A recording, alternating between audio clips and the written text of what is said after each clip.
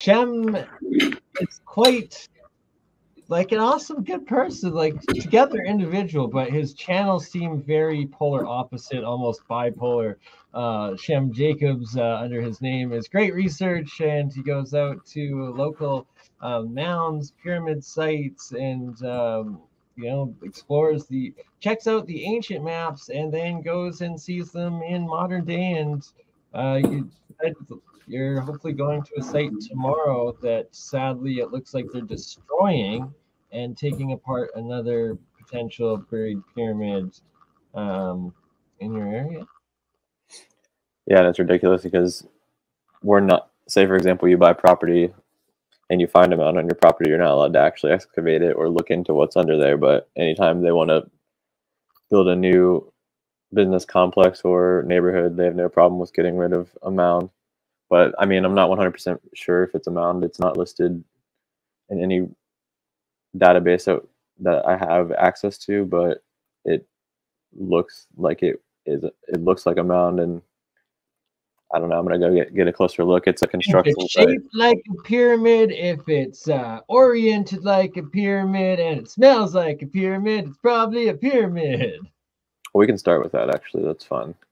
I'll just play I saw it when I was on my way somewhere, and then I went and drove over to check it out, and it ended up being a construction site, and they were like destroying it to get rid of it to put something like houses there.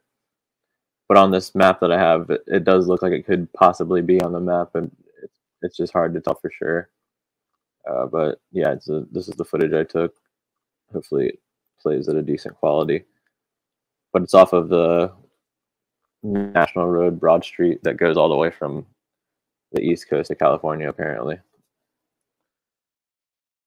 And this is close to a lot of other earthworks and mounds in this area. So it's an alignment all the way to California, you said? Yeah, it's Highway 40.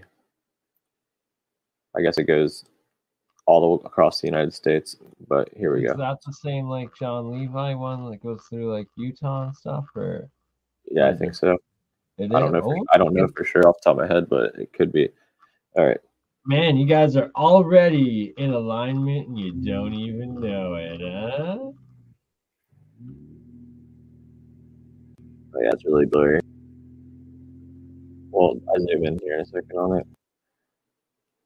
But this is incredibly blurry. Let's see if I can make it. Seeing some potential mounds with free coverage.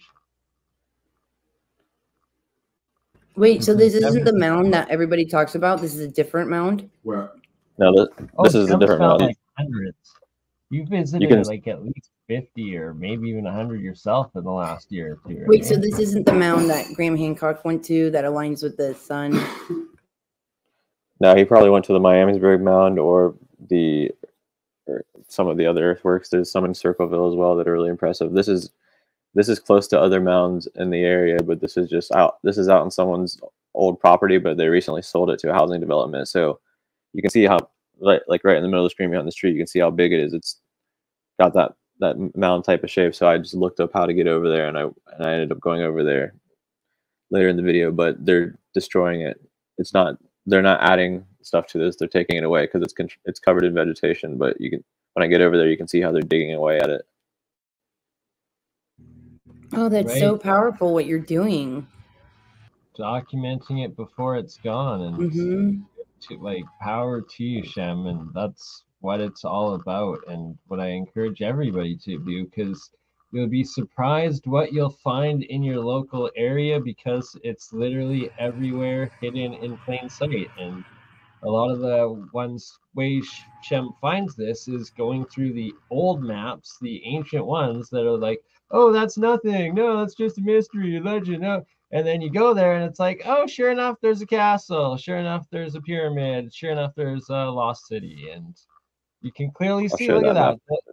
Yeah, that was a great picture there, though. You're showing the mound and that they're tearing it down, and they've got a freaking trailer of wood to build something in its place. Yeah, even that entrance that I came in, if you look at it on Google Earth, there used to be a bunch of trees there, so they just recently got rid of those trees because I was trying to figure out the best way to get a view of it, and that's how I found this spot. But okay, so this is downtown Columbus right here. As you can see, this is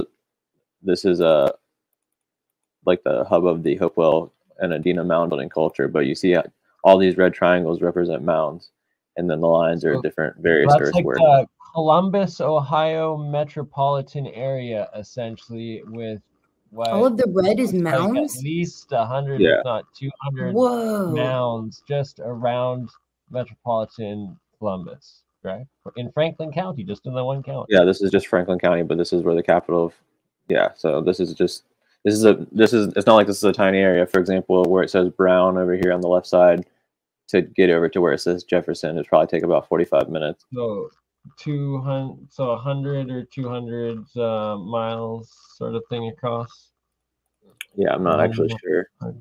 But okay, so we're gonna follow this. So you see right in the middle, there's two mounds right above where it says Columbus. That road in between those, that's Broad Street or Highway 40 that goes across the entire country. So we'll follow that out here. I don't know if you can see my mouse or not, but if not, on the left side of the map where it says Ohio Erie, zoom in a little bit more, below this Pittsburgh, Cincinnati, Chicago Railroad, that's kind of what we're looking at. So you can see that there's a road down here close to Darby Creek that has some sort of earthwork. Can you see my mouse, by the way, or no? If you can't see my mouse, I'm trying. I don't think so. It's okay. I'll zoom in as much as possible then. So right to the left of where it says Alton, right here, this is the area kind of where that mountain would be, because right here where it says Rome, that's Alton the new Rome area. This mound up here, right below this Pittsburgh Cincinnati Railroad, I'm gonna go check that out. I think it's behind this elementary school called Prairie Lincoln, because there's like this strange wooded area behind the elementary school for some reason. So I'm gonna go in there and check it out, see if it's in there. So, man, good on you. You'll probably find at least one, if not more. Like, it happens every time, and where and how they hide them. And I'm making plans for next year and going down to the Montana megaliths, because the second half of the show I'll go over some of my pictures of where I all explored. So I'm going to go retrace southern Alberta, all of the sites I explored this year, go back to them on my way down to Waterton Park on the US-Montana border. And there's actually you can take a ferry on the Waterton Lake to this glacial lake that is on the divide between US and Canada, and cross in, but it's called Crypt Lake. And I suspect that there's probably buried temple megalithic crypts potentially underneath the lake. It's quite a clear lake, and you can see this like ledge that's like just covering everything, and it looks like it goes, I don't know, it's very sus. But I hope to cross into Montana and explore that next spring, summer, and then go down into the Giants Playground, Montana megalith area, and Sage Wall, and see all of that. Sounds sorry. But yeah, I mean, as you can see, there's a tons of mounds up here. One interesting thing about this map too is that you have these pyramidal type drawings that look like they could be something massive. I'm not sure what they represent. There aren't any examples in the book of what they are, but there's at least like 5 or 6 within the Columbus area. But the next area I want to talk about is up here. I went here as well, and all that's left up here is a single mound called Jeffers Mound. But it used to be earthworks and a lot more, as you can see by this map. So notice how it says the area of this earthwork is 6 acres. It's what I didn't realize this at first, but I was excuse me, I was speculating that the hillsides leading down to the river could have been earthworks because they all looked like they're massive mounds, and this is kind of giving evidence for that, because all we have left of this is the mound, really. There's a picture of what it looks like in the one, but I suspect you're right. It's usually the case that they come in these clusters going and like descending down towards the rivers usually, and usually in some sort of astrological solar alignment, as like the majority of them being aligned with the equinox and solstice events. Happy Yes, equinox, everyone. It was as well. This is what today. Sorry, just in the before middle you of a continue, neighborhood. I gotta pause and state that tomorrow, Shem, you have to make it out because it's just a couple days after the equinox. So it's like the shadows will reveal anything still, like, you know, it won't be like perfect, but you'll still be able to get pretty much the same alignments with the effects of the equinox right now that a lot of these places are built like and designed for, right? Yeah, it's pretty much the only day I can make it down there because they shouldn't be working on Sunday. Other than that, they're probably there every day. But yeah, this is in the middle of a neighborhood surrounded by pretty massive houses. You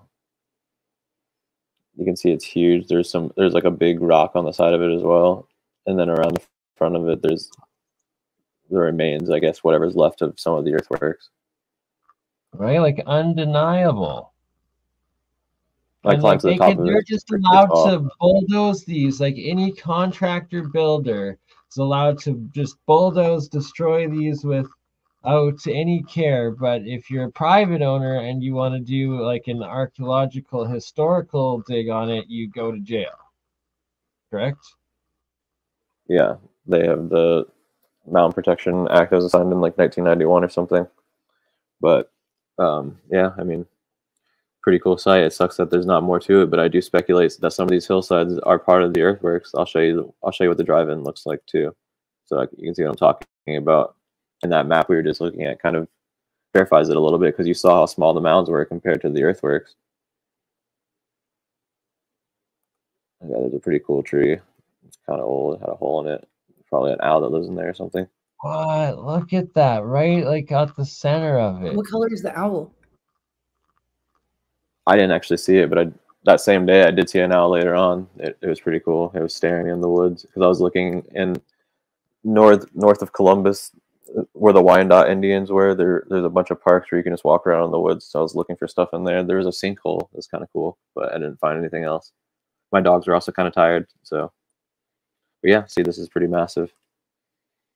All right, so let's check out the drive-in real quick, and then we'll move on. What color was the owl that you saw? I think it's like gray and black. I have a video on my page.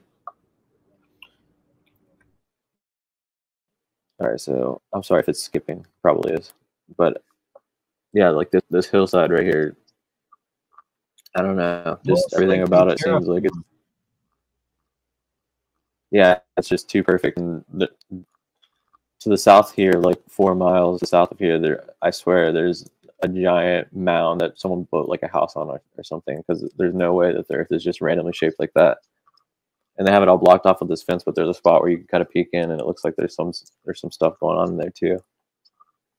Guaranteed you're right, and that I can't state enough how crucial it is right now for everybody that if there's these pyramid mountains, mounds that you suspect or see in your area, the sunrise, sunset, and noon are the time to go over the next few days while it's still the sun and the moon are still close in the astrological alignments to this equinox, and that all of these terraformed structures and like earthworks were built to like as these like never-ending or eternal grand celestial clocks, right? Like that if you learn how to read them and watch them and document them, it's like these are still solar calendars that work to these days, and that stuff like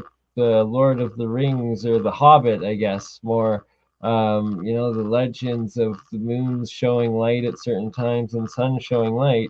But if you've actually been to places like Chichen Itza in Mexico, that myself Julie have, we were talking about it before we went live, and it's like designed with such insane acoustic engineering. It does this like sonar or laser, Cesar. It's like a sound wave thing that you clap and it like shoots it back at you. It's like it's insane. It's nuts. Like It sounds like a bird. Yeah, right. It literally sounds like a bird. It's like and it shoots by. It's so it's something you can't really describe. You can only experience. But the amount of insane like acoustic engineering and physics like that's required to be built into something to be able to do that. Like we haven't even been close to replicating that today. Like only now can we probably run simulations with the AI programs to like figure it out and start probably reproducing it through 3D printing. But I don't see anybody moving mountains and making giant pyramids today, yet alone just experts like Sam digging them out and legends like Shem going and documenting them while people are trying to destroy them. Well, the most fascinating thing to me about the earthworks is that they're found worldwide, and in ancient sources like Herodotus or Diodorus of Sicily, when he describes the Scythian peoples, or basically what you consider to be the Tartars, they talk about them building similar structures or mounds. And for example, they talk about a legendary queen known as Semiramis, who basically conquered from the Levant over to Asia, similar to what we've talked about in the past. And she was like a total badass, and she would like even the Persian armor was based allegedly off of her because they were so inspired by her. But anyways, she was said to have traveled across Asia and created something called the works of Semiramis. And this is in Diodorus of Sicily. He's reporting this, and she allegedly built some of the ancient wonders of the world as she was traveling across. But anyways, they talk about her building mounds specifically for her husband when he Sicily? died. Wait, what about Sicily? That's the guy that this is sourced His from. name. Also, Okay. Like and then Herodotus also talks about her a little bit too. But usually when someone's name is a place, it usually means that they're from that place. No, he is, yeah. But I mean, one of the Sorry, that I'm ancient. Sicilian, so I was like, what? I found out I was too, so I'm interested in going there someday because my grandmother told me that. I asked her at her birthday party this year. I was like, I'm very curious about her past, and she kind of said that her parents came over from Sicily. I was like, oh, that's pretty exciting. Shem's actually part of the Sicilian mafia, everyone. We welcome you, Shem. In case you want to know what, you know, it's not a CIA era alphabet agency he works from. It's a family, all right? And yeah. The family we don't talk about. So one interesting thing though is that with that Semiramis woman, she, like I was saying, she was said to build an ancient wonder of the world. It was like an obelisk apparently that was in a dedication to her husband, which represents like the whole god thing, because people say Semiramis is the inspiration for like Inanna and Ishtar and all that good stuff. But yeah, but that I can't find any information about this obelisk. Like when you look up ancient wonders of the world obelisk or the works of Semiramis, if you even look that up, nothing comes up on the internet. So there's probably some books out there that has some information. But what as far I'm as the is remote viewing a location for that TV show on Vice. There's an episode about Inner Earth, but what I came across is they had all these obelisks, but they were quartz. And they also use them to like program the water. So there's something so significant with obelisks that I actually even have a ring. I have a few rings that are like a quartz obelisk. So I think it goes way, super far back and has a huge significance. Yeah, I definitely think that there's a possibility of it being used for energy. Like the guy, I don't know if you've ever heard of him, Praveen Mohan, where he kind of talks about the lingams and how they are used for energy and stuff like that. I'm sure there's some sort of connection between that, but it's not really my forte. But back to this book, this right here, I think that I visited this site. If you notice here, it says group of enclosures near Dublin, Ohio.